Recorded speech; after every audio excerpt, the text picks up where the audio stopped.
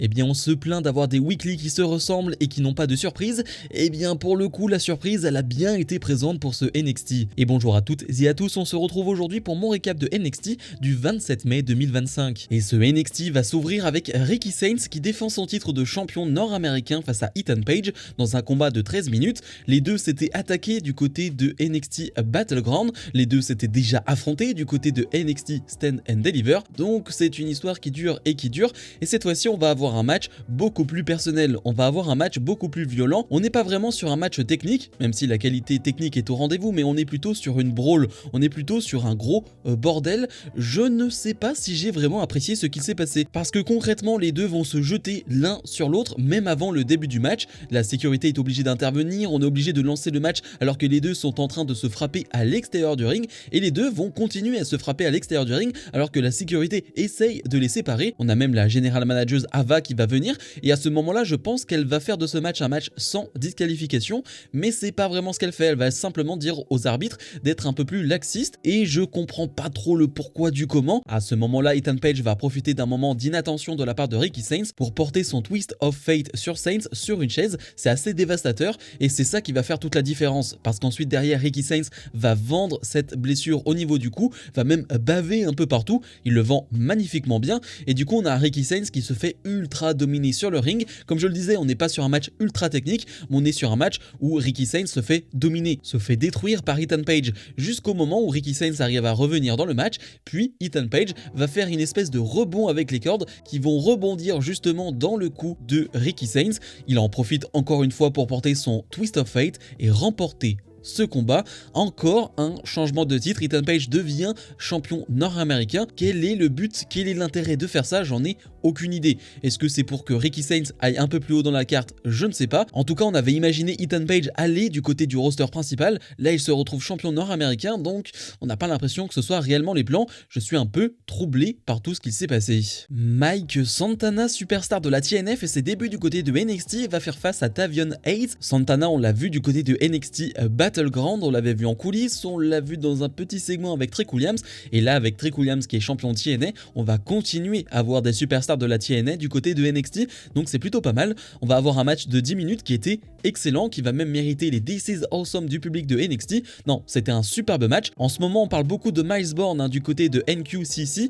mais si on pouvait aussi mettre un peu plus en avant Tavion Hayes, ça me ferait plaisir, parce que c'est un superbe catcheur qui a un style très à part. Il vient de la lutte et ça se ressent dans son catch, et j'adore ce qu'il fait dans ce match-là. Encore une fois, Mike Santana, je le découvre aussi, et c'est très intéressant ce qu'ils arrivent à nous faire les deux sur le ring. Mike Santana, tu vois que par rapport à Tavion Hayes, ça va un peu moins vite, ça c'est clair, mais il a l'expérience pour lui, ça c'est sûr aussi. J'aime bien l'arsenal de prise de Mike Santana. Il y a une roulade d'enchaîner avec un cutter à un moment, c'était plutôt très joli. On a un Tavion Hayes qui, comme d'hab, met en avant ses capacités et ses qualités en tant que lutteur. Il va sortir des gun wrench, il va se sortir de prise avec des transitions très jolies. Donc oui, c'est un gros match hyper intéressant qui va se terminer finalement avec un gros coup de la corde à linge. Un poil décevant ce coup de la corde à linge de la part de Mike Santana, si je dois être totalement franc, par rapport à toutes les prises qu'il a portées. Ce coup de la corde à linge retourné, j'étais un poil déçu. Mike Santana va donc remporter ce combat. Après le match, ils vont se serrer la main avec Tavion Hayes, et c'est Charlie Dempsey qui n'est pas trop d'accord avec ce qu'il se passe. On sent que du côté de NQCC, on a des trajectoires de carrière, des choses qui sont faites en solo qui ne plaisent pas trop à Charlie Dempsey. À voir où ça va aller. Le nouveau champion du monde de la TNA, Trick Williams, est sur le ring. Il est la première superstar de NXT à remporter le titre mondial de la TNA. Il rappelle les championnats qu'il a remportés et il demande aux fans d'arrêter de l'applaudir, car il y a quelques jours encore, il ne l'applaudissait pas et chantait en chœur avec Joe Hendry. Il rappelle les grands noms qui ont détenu ce titre du côté de la TNA, Kurt Angle, Drew McIntyre, Bully Ray ou encore AJ Styles, mais aucun d'entre eux ne peut se comparer à lui, et surtout pas Joe Hendry. Williams dit ensuite qu'il compte tourner le dos aux fans, car ils lui ont tourné le dos en premier. Il veut se rendre à la TNA, parler avec le management et changer le nom de la promotion en Trick NA. Mike Santana va l'interrompre. Il défend la TNA et reproche à Trick Williams de ne pas le faire en tant que champion. Il ne va pas le laisser agir ainsi. Mais Williams dit à Santana qu'il n'a jamais été champion du monde. Santana traite ensuite Trick Williams d'imposteur alors que lui fait partie du réel. Il promet de le destituer de son titre. Williams répond qu'il va tout simplement lui botter les fesses. Santino Marella va apparaître sur l'écran géant et il a une solution. La semaine prochaine, Trick Williams défendra son titre de la TNA face à Mike Santana. Mike Santana veut serrer la main de Trick Williams, mais ce dernier va refuser et va tenter de l'attaquer. Finalement, Mike Santana va écarter Trick Williams du ring et Santana va célébrer célébrer avec le titre de la TNA. Eh bien, je parlais justement de superstars de la TNA qui allaient venir du côté de NXT parce que Trick Williams était champion de la TNA. Eh bien, on retrouve donc Mike Santana avec un match qui aura lieu la semaine prochaine. Et vu le match de Mike Santana cette semaine, c'est un match qui me donne très envie. La promo était excellente entre les deux, mais on sait à quel point Trick Williams est très bon en promo. Maintenant, à voir ce que ça va donner leur match. Est-ce qu'on va directement faire perdre Trick Williams? Est-ce qu'il va directement perdre son titre de champion de la TNA? Je pense qu'il va y avoir un vrai suspense à ce niveau-là. Ça va être hyper intéressant à suivre. Jada Parker fait face à Tatum Paxley dans un combat de 4 minutes. Pas grand chose malheureusement à dire sur le combat, c'est pas mauvais mais c'est pas très bon non plus. Une Jada Parker qui est en feud avec Tatum Paxley mais aussi avec Tia Hale, une Jada Parker qui cherche vraiment les embrouilles avec tout le monde.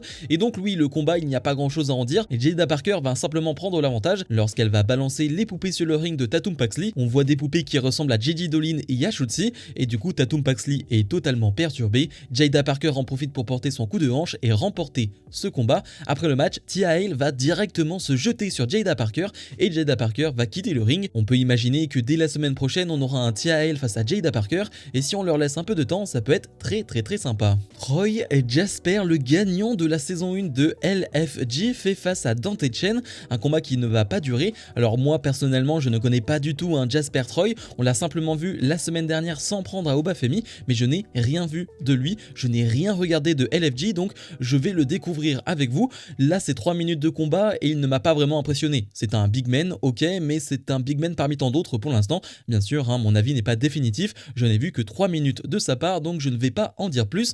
Jasper Troy va bien sûr remporter ce combat et après le match, Obafemi va venir, mais sur le balcon, il ne va pas venir sur le ring. Il le dit, lui ne va pas faire comme Jasper Troy, il aurait pu s'en prendre à Troy par derrière, mais ce n'est pas digne de lui. Du coup, il lui dit de profiter de ces 5 secondes de gloire parce qu'elles sont terminées et qu'à un certain moment, Obafemi va s'occuper de lui. On n'a pas de match annoncé entre les deux, mais on sent que ça va arriver à un moment donné. Est-ce que le prochain challenger d'Obafemi c'est Jasper Troy? Je n'en suis pas sûr. Vu la manière dont ça a été fait, je ne pense pas, mais c'est un match sur le papier qui peut être intéressant. Évidemment, on a 2 big men, mais à voir ce que va donner Jasper Troy dans les prochaines semaines. On retrouve le nouveau champion nord-américain Ethan Page qui est sur le ring et il veut bien sûr célébrer sa victoire. Mais Javon Evans va directement l'interrompre et dit qu'il ne mérite pas sa victoire. Il a parlé à Ava et affrontera le champion pour son titre du côté de Worlds Collide dans 2 semaines. Ethan Page lui dit que c'est Worlds Collide donc ça ne concerne pas que NXT. Et Javon Evans lui dit qu'il a raison, c'est pour cela qu'il invite à Luchador à les rejoindre, c'est Laredo Kid. Ce dernier veut également être champion. Ethan Page comprend que ce sera un match à 3, eh bien non, parce qu'une 4e personne va venir et c'est la superstar de SmackDown, Rey Fenix, qui est ajoutée à ce match. On aura donc un match à 4 pour le titre de champion nord-américain du côté de Worlds Collide. Il a été ensuite annoncé en coulisses par Ava et Robert Stone que Sean Legacy affronterait le gagnant de ce combat. Bref, peu importe la promo et honnêtement j'en avais pas grand chose à faire, mais le plus important c'est ce match. Sur le papier on a un match de dingue, même si je connais pas très bien Laredo Kid,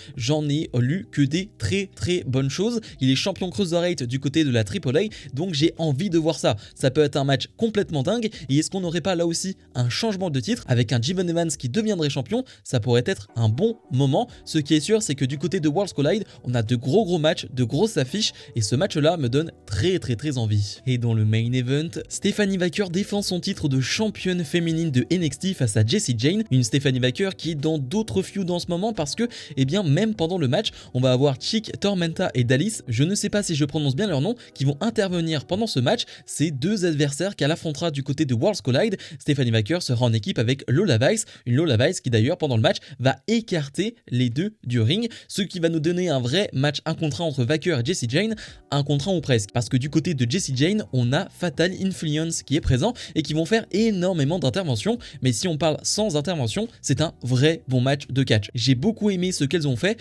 une Stephanie Vaquer qui est parfaite comme toujours, une Stephanie Vaquer qui combat quasiment chaque semaine, Raw, SmackDown, NXT, PLE, elle est quasiment tout le temps là, Stephanie Vaquer, c'est assez impressionnant, et là, face à Jessie Jane, c'est une très belle performance, une Jessie Jane que j'aime beaucoup dans ce match-là, qui va mettre des énormes kicks dans le visage, dans le dos, un énorme coup de la corde à linge, une Jessie Jane qui fait très bien le boulot, mais comme je l'ai dit, ça se joue avec des interventions extérieures. Dans un premier temps, Fatal Influence va vraiment pas bien s'entendre, parce que Fatal Influence est présent au complet, Jasmine X est présente, elle qu'on n'avait plus vue depuis des semaines et des semaines, elle est bien là pour ce match-là, et elle va avoir un rôle à jouer comme Fallon Henley. Elles vont faire des interventions diverses, jusqu'à un moment donné où une intervention va mal se passer, Fallon Henley va rentrer en collision avec Jessie Jane, on a une grosse tension avec Jasmine X et on se dit que c'est la fin du clan, sauf que non, parce que Stephanie Wacker reprend le dessus sur le ring et il est à 2 doigts de l'emporter, mais on va avoir une énième intervention et cette fois-ci cette intervention va faire la différence. Fallon Henley va mettre un énorme kick dans le ventre de Stephanie Wacker. Jessie Jane va revenir sur le ring pour porter un énorme coup de la corde à linge et va remporter ce combat. Jessie Jane est la nouvelle championne féminine de NXT. Le choc est immense. Alors pour le coup c'est quelque chose qu'on n'avait absolument pas vu venir, mais le truc c'est qu'on a quelques informations qui ont suivi ce show et on comprend mieux les choses. Stephanie Wacker va être envoyée du côté de Raw dans les prochaines semaines et Jordynne Grace du côté de SmackDown. Donc clairement c'est un call d'un peu plus haut, c'est un call de Triple H ou un call d'un peu plus haut que Triple H d'ailleurs. Donc on est sur un booking un peu de dernière minute où il a fallu changer les choses. Clairement Stephanie Wacker elle a marqué des points sur les derniers mois. Clairement on le savait, on le sentait, Stephanie Wacker elle n'est pas restée hyper longtemps du côté de NXT, vu la star que c'est, et bien elle va arriver du côté du roster principal dans les prochaines semaines et on s'y attendait mais pas de cette manière là et c'est un gros choc quand même de voir un changement de titre de cette manière là du côté de NXT. C'est un énorme choc, mais avec les raisons que je vous ai données on comprend mieux cette situation. Bilan de NXT, de mon côté on sera sur un 7,5 sur 10. Il y a des choses que j'ai appréciées dont le main event, la finalité ça on en a déjà parlé mais c'est un call d'un peu plus haut, donc est-ce qu'on peut blâmer Shawn Michaels? Pas vraiment, c'est pas lui qui dirige tout. Certes, c'est lui qui dirige NXT, mais quand on fait un call de cette superstar doit aller dans le roster principal, lui, il a évidemment pas son mot à dire. Mais dans l'ensemble, j'ai bien aimé. J'en ai pas parlé, mais on a eu une confrontation entre Tony D et Luca Crocifino. J'en ai pas parlé parce qu'on n'apprend rien. Luca Crocifino était juste venu pour dire à Tony D qu'il ne voulait pas déranger Tony D lors du NXT Battleground et qu'il ne savait simplement pas comment réagir. Donc on n'a rien appris avec ce segment. On est clairement sur la route de Worlds Collide, donc on voit des superstars de la AAA arriver. C'est un peu un gros bordel, c'est pour ça que c'est un peu flou. On a des superstars de la TNA avec Mike Santana, on a des superstars de la AAA, donc c'est un peu un bordel ce NXT, avec là en plus ce changement de titre, avec une Jessie Jane qui est championne, et par contre ne vous enflammez pas, ce n'est pas parce que Stephanie Wacker quitte NXT que la division féminine de NXT est morte, ce n'est pas parce que Roxanne Perez, Julia, Jordynne Grace et Stephanie Wacker quittent NXT que la division féminine est morte. Non, il y a énormément de talents féminins à NXT, et on le sait, c'est le rôle de NXT, de mettre en avant ces superstars là pour le roster principal. Maintenant d'autres superstars vont prendre le relais, je n'ai pas de doute là-dessus. Comme d'habitude je vous invite à mettre un maximum de pouces vers le haut, à vous abonner et nous on se retrouve dans la semaine pour d'autres vidéos. Salut.